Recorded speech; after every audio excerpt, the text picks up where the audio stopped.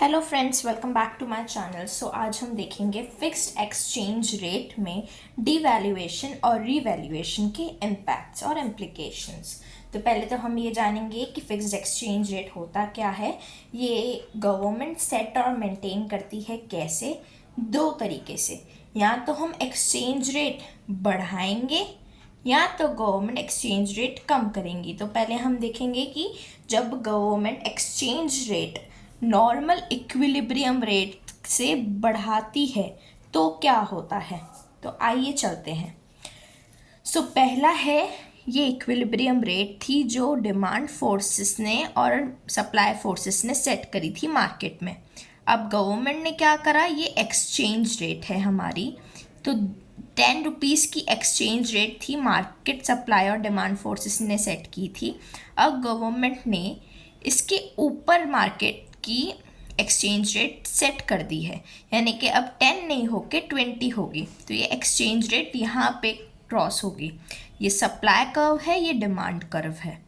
पहले क्या हो रहा था, जो 10 रुपीज़ में इक्विलिब्रियम अपन चेक करते हैं, पहले 100 था। ओके, अब सप्लाई के साथ क्या हुआ, सप्लाई जो है वो बढ़ गई है। आप इधर देख सकते हैं, सप्लाई पहले यहाँ पे थी, सप्लाई पहले यहाँ थी बट अब वो बढ़ गई है और यहाँ आ गई है। और डिमांड जो थी वो डिमांड हल्की सी कम हो गई है। तो इस वजह से सप्लाई बढ़ चुका है और डिमांड कम हो चुकी है। इसके लिए हम कहते हैं डीवैल्यूएशन। यानी पहले 10 रुपये लगते थे $1 को ख़रीदने में, बट अब 20 रुपये लगेंगे। यानी कि हमारी करेंसी ने अपनी वैल्यू को कम कर दिया है। इधर बढ़ी नहीं है, इधर आप न्यूमेरिकल टर्म्स में आप देख रहे हैं कि बढ़ी है, बट एक्चुअल में ये जो वैल्यू है वो बढ़ी नहीं है। अब आते हैं रीवैल्यूएशन की तरफ कि रीवैल्यूएशन किसे कहते हैं।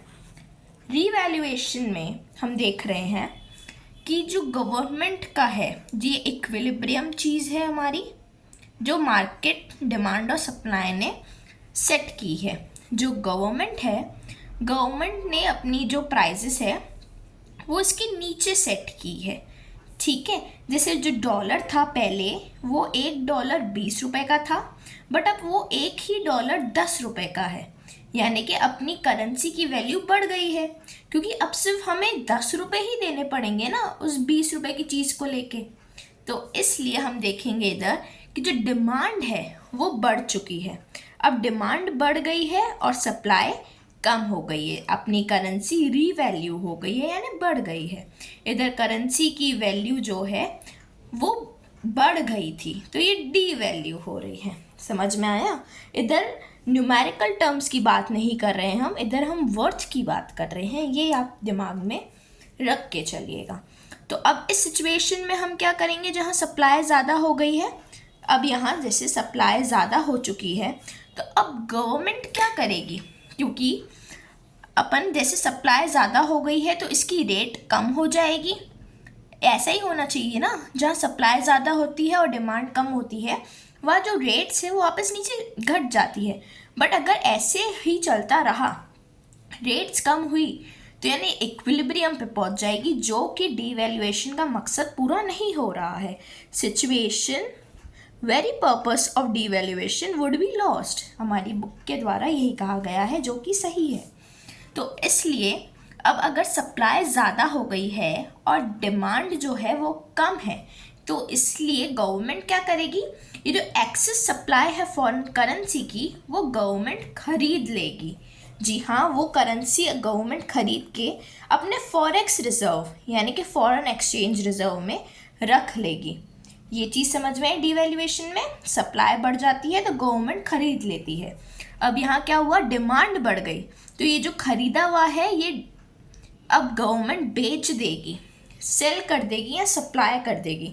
डिमांड बढ़ गई है और सप्लाई कम है, यानी अगर हम देखें तो डिमांड जहाँ बढ़ जाती है वहाँ जो सप्लाई है वहाँ कम है, यानी जो रेट्स हैं वो वापस बढ़ जाएगी, तो ये वापस इक्विलिब्रियम में आ जाएगी, जो कि सही नहीं है। गवर्नमेंट ने कुछ सोच समझ के इसे कम करा होगा। अब जैसे ही कम किया वैसे डिमांड बढ़ गई, तो अब डिमांड बढ़ गई है तो गवर्नमेंट क्या करेगी, अपने जो फॉरेक्स रिजर्व में से जो उन्होंने यहाँ पे ख़रीदे थे फॉरेन करेंसी, वो यहाँ पे रिलीज़ कर देगी। अगर बाय चांस रिलीज़ नहीं करा गवर्नमेंट में, तो यहाँ पे क्या हो जाएगी सिचुएशन, ब्लैक मार्केटिंग की हो जाएगी। जो बायर्स हैं वो ज़्यादा पैसे दे के प्रीमियम के रूप में ज़्यादा महंगाई में चीज़ें खरीदेंगे, जो कि गलत है। Thank you so much for watching this.